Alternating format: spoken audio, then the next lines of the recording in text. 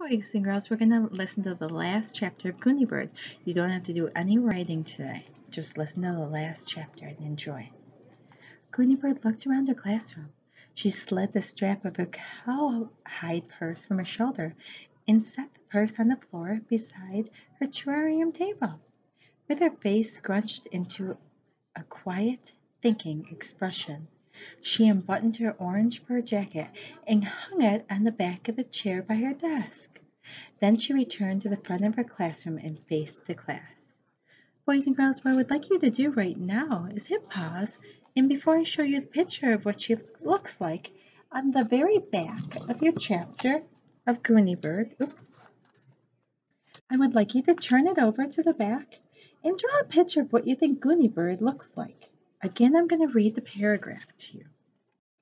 Imagine it in your head and then go ahead and draw. Goonie Bird looked around the classroom. She slid the strap of her cowhide purse. What does a cowhide purse look like? What does a cow look like? What colors are they? So what do you think that the cowhide purse looks like? I would imagine it probably would be black and white. I want to see what you're going to draw though too. She set it on the floor by the terrarium table. What could the terrarium table look like? I'm going to show you pictures of it. Think about what if you know that vocabulary word. If you don't know what the word means, just draw a table underneath, have the cowhide purse. So draw a table. If you don't know what the table looks like, just draw a plain table and I'll show you a picture. Her face was scrunched into a quiet, thinking expression. I'm thinking I kind of go like this with my face. I know I got lots of wrinkles, guys. So I don't think Goonie Bird's as old as me. Go ahead and draw what Goonie Bird would look like when she's scrunching her face. She also had an orange fur jacket. And she was going to hang it on the back of a chair of her desk. So she is what color? Orange fur jacket. Now I'm going to go on to the next chapter. She was wearing a blue plaid skirt and a white blouse. Go ahead and draw the skirt. You may have pause if you need to. And go ahead and draw the white blouse. What does the word plaid mean to you? I want to see what your skirt looks like. She also had black tights and brown lace-up shoes. Okay, welcome back. We were at her black tights and brown lace-up shoes. Once you're done drawing what you think she wore, next it says she had bright blue hair ribbons in her neatly brushed red hair. She looked ordinary. She looked wise. Out there invisible, I have a lot of stories not yet told, Goonie Bird said to her class. Absolutely true ones, Beanie asked in a small voice. Yes, absolutely true ones. What are they? Asked Beanie. Do you remember that my first story was called How Goonie Bird Got a Name? Goonie Bird asked. Yes, Beanie replied. Well, another is called How Beanie Got Her Name. Oh, before I was born, Beanie said, laughing, there was a thing called an ultrasound that showed me curled up inside my mom. And I looked just like a bean, my mom said. My mom called me Lima Bean, and my dad said no, Jelly Bean. And so they decided on the name Beanie. That's a fine story. That's a fine beginning for your story, Goonie Bird said. An absolutely true one. You should tell that one Friday, Beanie. Well, there are other invisible stories out there. Look around. It's kind of like filling your bucket, boys and girls. It's invisible. What stories do you have in your head that you haven't yet told out loud? That's what she means by an invisible story. Do you remember that my second story was about how I came from China on a flying carpet? Oh, yes, Miss Pigeon said. I had to look up China on the atlas to show everyone where it was. Out there, invisible and waiting, Goonie Bird said, is another story. Let me think. She closed her eyes. Malcolm said, let me think. Well, how about Kiko? How about the story about Kiko, how Kiko's family came to Watertown? Kiko smiled and raised his hand. Kiko? Well, they started out on a ship, she said. First, my grandmother and grandfather got on a big ship And then they went to Honolulu. Boys and girls, that's in Hawaii. They were a little scared because they had never been to America before. Mrs. Pigeon, you should get out the atlas to show where Honolulu is. Boys and girls, I will show you where Honolulu is too. Mrs. Pigeon smiled. I will when you tell your story, Kiko. Can you finish telling it and you can have a turn on Wednesday? Okay, Kiko said. I'll bring in more pictures. And how about if I dress up like people do in Hawaii? They wouldn't be distracting, would it? It would be lovely, Gooney said. And maybe, another person raised their hand, and maybe, Kiko said, somebody else has a story. What about me, Barry asked. Do I have a story? Of course, Gooney said. You have a story? What do you think you can tell? Maybe how Barry got his name and how Barry's family came to Watertown.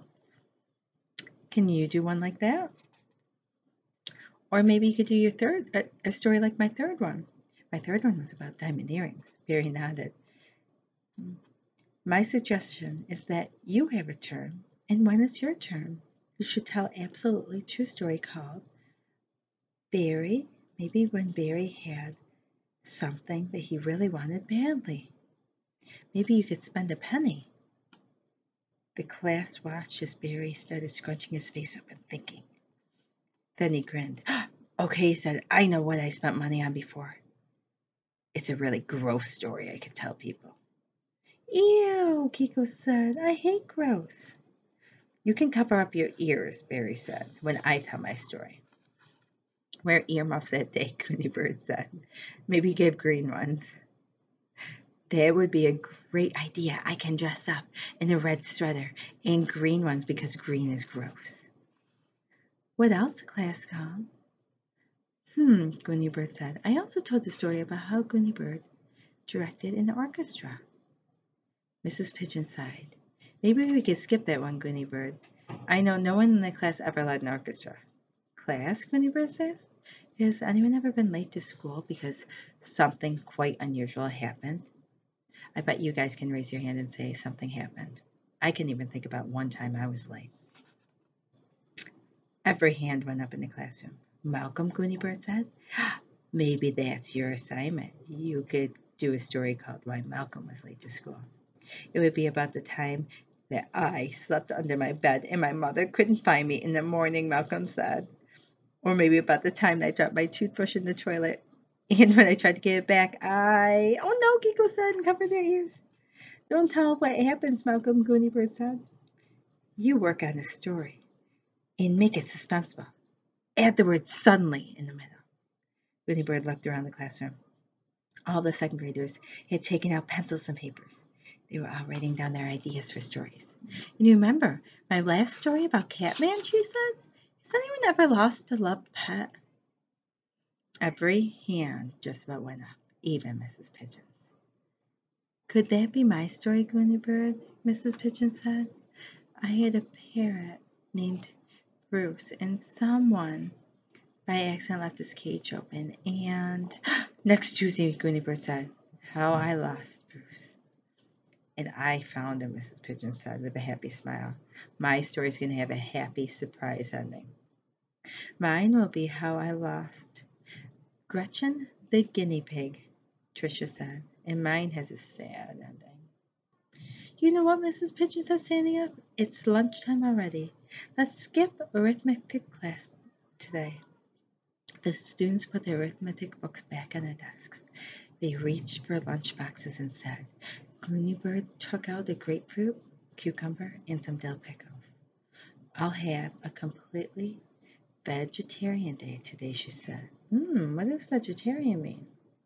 We put my post-it note on that. We're going to go over the word vegetarian and terrarium today. But look, I have a dessert. She held it up. What is it, the children said? Gooney groaned. I brought 63 gumballs. Where did you get those gumballs from, boys and girls? Why does Gooney have gumballs? I wonder if she's going to share them. After I gave them out, I'm going to teach you all wonderful, whirly dances. Suddenly, Felicia Ann stood up on the floor. Shouldn't We all hug first, she said surprisingly. Thank you for suggesting that, Felicia. Of course we should. The end. Boys and girls, I'm going to show you the picture of what Goonie Bird looked like. If you need to rewind it, you may. I have it marked right here. And when we come on the carpet, we're going to go over what terrarium means. We're also going to go over where Hawaii is and how Honolulu is on the map. And we're also going over the word vegetarian. I would like you to make a prediction of what the word vegetarian means underneath your picture of Goonie Bird that you drew. The word vegetarian. Let me write it down. Let's turn this around in 1 second. I think vegetarian means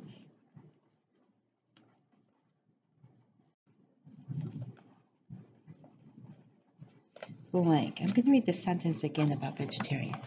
It says, Goonie Bird took out a grapefruit, a cucumber, and some dill pickles. I'm having a completely vegetarian day today. So, here's my pretend picture of Goonie Bird. And underneath it, I wrote, I think vegetarian means. And this is backwards for you. So I'm going to turn my, oh, I can't turn the camera on. I'm going to spell it for you since you can't see it very well. It's spelled V-E-G-E-T-A-R-I-A-N,